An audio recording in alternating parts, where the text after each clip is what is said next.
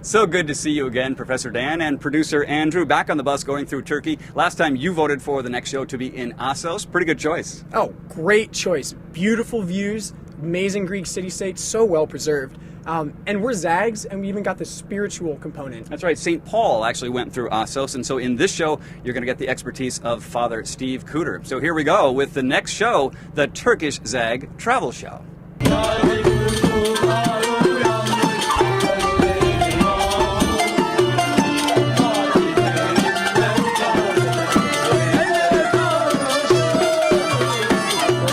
Dear friends, welcome to Assos.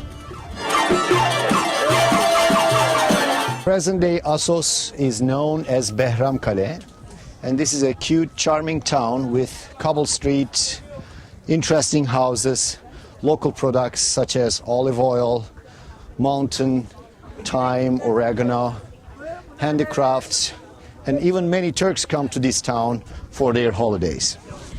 Assos is an ancient site overlooking Aegean and the Lesbos Island. And once we climb up to the top, you will have two wows. One wow for the view and the other wow for the heat. Right now you see the cisterns of Assos. Once you go up to this level, the major problem is the lack of fresh water. And these are the cisterns to store the rainwater and all the pipe water in these cisterns to supply the water during the siege. This is a beautifully preserved Greek city-state.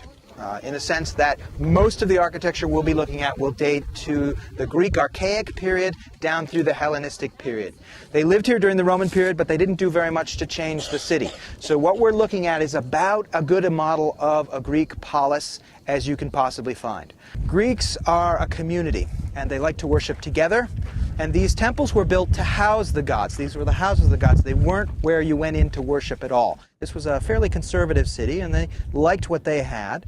And there wasn't a lot of room to build because we're up on top of a big rocky hill, the Acropolis, and the area around it's very uneven. So they left the city alone.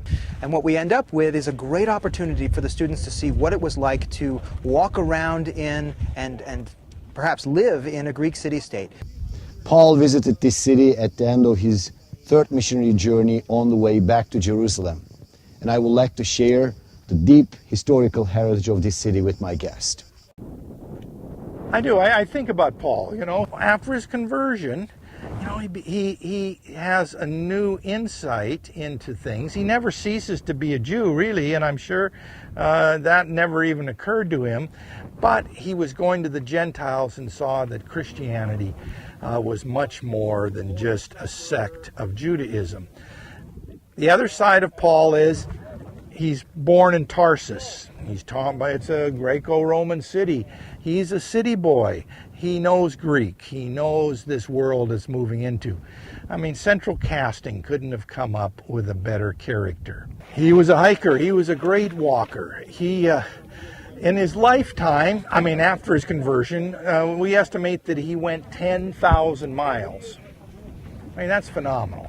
This is the footsteps of Paul, but it's also the footsteps of Christianity moving out from a very rural countryside religion to a religion of the cities, the urban life out into the Roman Empire. And it's amazing. Is that first outward thrust, and which in 3 centuries will result in Christianity not only being a legal religion within the Roman Empire, but the official religion.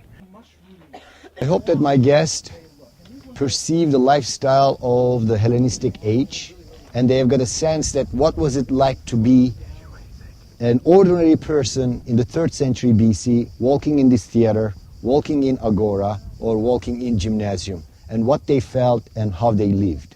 This is my goal when I bring my guest here.